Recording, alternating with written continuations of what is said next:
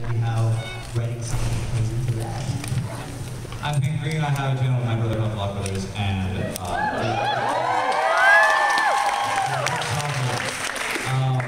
in 2008, I think, I did a thing called Song Wednesdays, where for a long time I made a song every Wednesday, and it was hard and had a lot of great songs and a lot of really bad ones.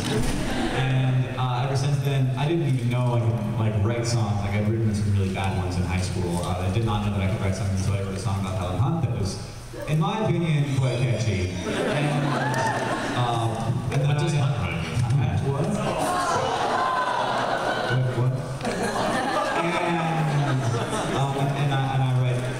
I generally write songs that are funny, but occasionally they'll be serious, and often about fandoms and sometimes about science.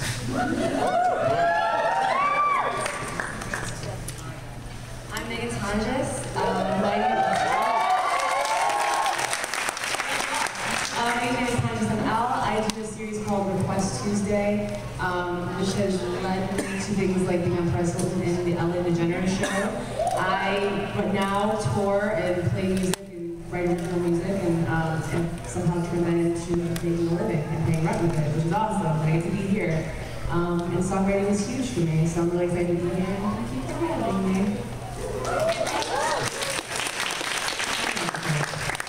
I am Dana Richards. My channel is Dana Richards.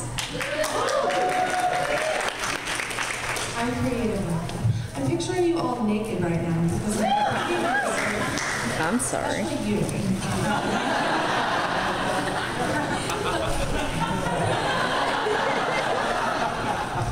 About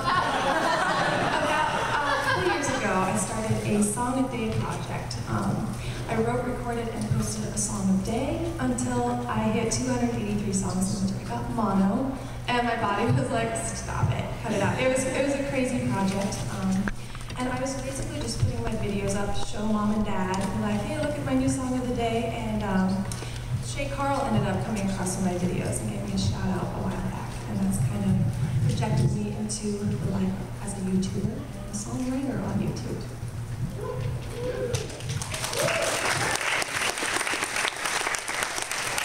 Hey, I'm Michael Gregory from the channel Schmo Yoho, accent on the yo.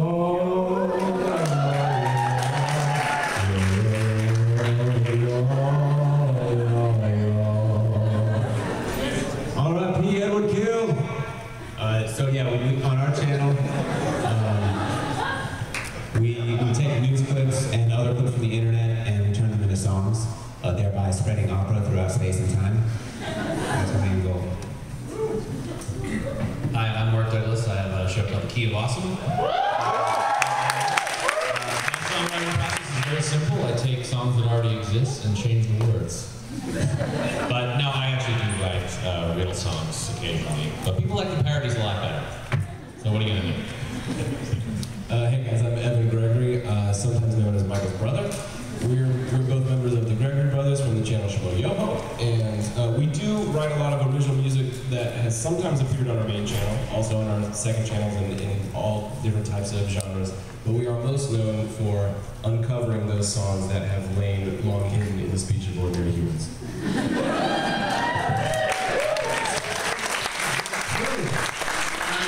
I wanted to start by asking all you guys to maybe talk a little bit about what you think is unique about your songwriting, and especially as it pertains to YouTube, what you might do differently than a traditional songwriter, if we can call them that, or from other people on YouTube as well. I've, from the beginning, found that what I'm really good at is writing lyrics, not really music, and that works fine that works really well for YouTube. Like, you can sort of create all of my songs almost entirely are 3 chords. And so we're focusing on conveying information through song, generally. And we're gonna work up to a joke now, and here comes the joke, kind of songs. And also, like, occasionally I'll have songs like basically a Wikipedia article song. And so that's, I think, somewhat different about YouTube, where you often, because people are so active, it's not like you're sitting in a car listening to the radio. It's like you're sitting there staring at a computer screen, So for that kind of thing, especially with my channel, because it's like video blog, video blog, video blog, video blog song, you don't want to just go like, okay, now it's going to be a completely passive experience. So when I'm writing a song, I'm thinking about, you have to understand all of the words that I'm saying, and it also has to be enough information to keep you mentally engaged. And so that leads to me singing fairly quickly and enunciating very clearly. And I often have like professional, like radio people and grammarians come up to me and be like, "You are an amazing enunciator." And I'm like, "Well, thank you. I had to." So that's. I feel like if I weren't on YouTube and I had somehow started writing songs, which never would have happened, to be honest, I wouldn't be so focused on lyrics, but I am, which works fine for me because I like writing. This tape might be kind of something fun. Oh yeah. The songs that I write, they're kind of just traditional singer-songwriter, like girl with guitar, but I mean they're extremely honest. I write a lot about personal life stuff. And on YouTube, it's interesting because I do a lot of covers, and I think that kind of brings people in because that's what they're searching for. But then I found a very supportive group of subscribers who really like my songs. And on the internet and on YouTube, the thing is you can write a song and put it up tonight. And that's amazing because kind of in the traditional media world, you have to build up a single, you have to put out a video, you have to really hype it up, and you kind of just put it out there and get immediate feedback, which is awesome. One of the things I've learned though is that if you do that, people are going to expect you to play that song live all the time. And if you don't like that song after a few months, it's going to suck. So I think just YouTube has taught me that to take the songs that I'm writing that I love and give them kind of the space to breathe, especially playing them live. And figure out what they're really about, and then I can kind of bring them to the internet. And I've been very lucky with people like Shay Carl and Michael Buckley and all these people that not only shout me out or I'm in their videos because we're just friends, but use my music during marathon videos or in the background of live shows. So I have a very supportive group of friends who are doing very well on YouTube and are getting independent kind of folksy girl music out there for some reason. So yeah, it's working out. What was the question again? Well, there's just too many. How do you, what do you do with your songwriting YouTube? How does that mean? Okay. Coming from the perspective of writing a song a day, what's different about that project and YouTube is being okay with writing the crap and putting it out there, because there were a lot of songs that I wasn't feeling the vibe, and I finished them anyway, and I think that got me to writing those better songs. And YouTube, I like that you can put something out there and get immediate feedback. And the songs that I would have thought before were like the hits, or the ones that would go on my album, aren't necessarily the most popular ones, or widely recognized ones. So it's kind of interesting getting that instant feedback, because that has definitely changed the way I write. And I have a bunch of different styles, writing so many, in the course of a year. Now I'm writing a different style than I would have originally expected over time. So it's really changed my songwriting a lot. So I started The Key of Awesome basically because writing songs to me is my favorite thing to do, but it's also the hardest thing for me to do. Like, I don't have a lot of natural musical ability. There's still huge holes in my musical theory, and I sort of have to force myself to do it. And kind of like you, I said, well, okay, if I do a song a week, if I say I'm doing this show and there's a song a week and there's a video for it, then I have to. And a huge part of my writing process is panic. So, and YouTube provides that for me. So I knew that if I just put it out there, I mean, that's kind of how I started in comedy. I just said, you know what, I'm gonna tell everybody I'm doing a show at the end of the month, and with my comedy partner. So we made flyers and got the space with no material. And so that's how we used to do it, and that's how I kind of do it on YouTube, and it just sort of makes you have to do it. And especially with comedy, there's so many, I will, fixate on things and change it back a million times. And sometimes just having that deadline is the thing that makes you go, okay, well, I don't know if this is the best song ever, but it's done, because it's Tuesday. And that's really the idea behind Cave Awesome. And then once I tried my hand at a song parody, which was our Kesha TikTok parody, suddenly I got this huge response of like, that's what you should be doing. And so, you know, we've done a lot of that, but I still, and that made me realize that it gave me, you know, the excuse to really focus on lyrics and not have to worry about, every time have to worry about making this composition, like really focus on trying to make rhymes like Eminem, which is very hard. So you know, and it's also maybe study other people's songs and the way they write.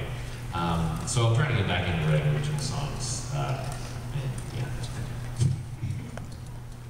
I think on YouTube, one of the big advantages is that there's a very niche audience for a very niche subject, and that applies to our channel, and I think lots of our channels. You can write about anything. Like we have a video about a guy singing about turtle fences in Michigan, and you can write about that, or you can write. I mean, you could write. There's very broad audiences for broad subjects. You can always have like the baby, I love you, oh yeah, yeah, yeah. And a song like that will get a lot of views too. So you can take it to either extreme: turtle fences or love songs.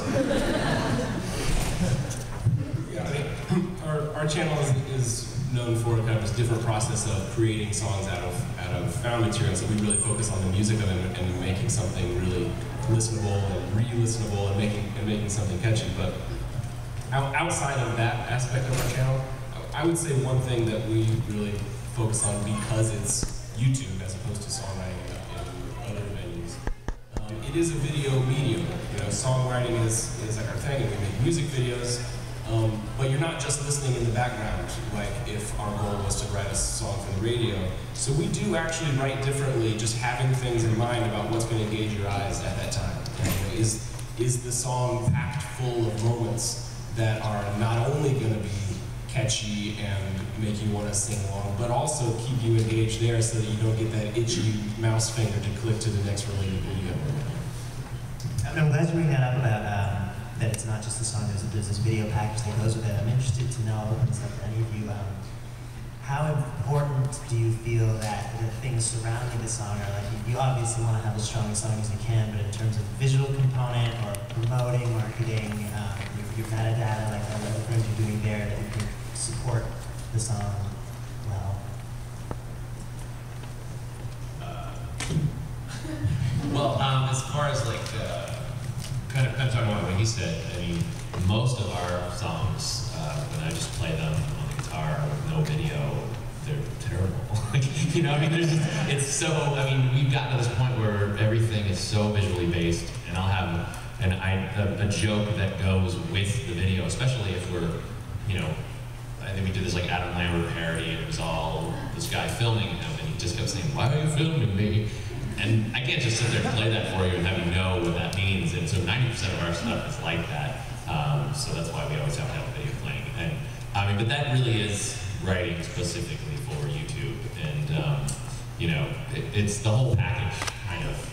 You think about it with the whole package. You think about, like, I don't even know how to write just a song anymore that's just funny to listen to, because I've just gotten used to just going, oh yeah, this is hilarious to see that while I'm saying this. Sometimes the image juxtaposes what you're saying. As far as what to write about, I mean, obviously to get hits, you sort of have to grab the tail of something that's popular, whether that's a meme or a hugely popular song. But I try to like switch it up so that I'm not just, oh, he's gonna do Carly Rae Jepsen. Okay, and then they're gonna do those. Like, I try to like do something that's unexpected every once in a while, just for my own sanity. I actually feel, in my case, that my music and what I'm doing is separate from kind of the video and the visual. And I feel like I started off just being in front of a webcam with a guitar, singing original music, and it's kind of stayed in that same vein. And there's better equipment, there's a better camera, but it's basically me in front of a camera singing. And I think like the music that I'm putting out there has kind of become more, at least this is what I get from my subscribers, it's something that they're taking on road trips and they're sending to their friends and that they're jogging with, and they're, you know, it's becoming part of their lives outside of just sitting kind of in front of the computer and having a certain visual. It's about the story that I'm telling and hopefully what I'm vocally doing. So I definitely have a different experience as far as the visuals influencing my music and my music influencing the visuals. it's kind of simple for me. And when I do a music video, I definitely want to give a certain feeling, but overall it's very much about the lyrics and music and voice for me right now. I've noticed recently I kind of changed my songwriting, like the way I go about it because of the video element. For the Song a Day project, I just sat there and I was staring at the lyrics because I had just written them, I didn't have them memorized, and I would like cross-eyed half the time. But I recently wrote a song based just on a video. I wanted to do a video without using my hands, so I used like my stiletto heel to pluck my guitar string, and actually bit my guitar to pluck the guitar string and stuff like that. And I thought that'd be kind of a cool element. Then I wrote my song to that. And the song was named Who Needs Hands, and like it just completely 180 the way I ever think about writing the song. So it's kind of cool. So a lot of you have touched on the fact that you release on or at least for a period of time have released on a regular schedule.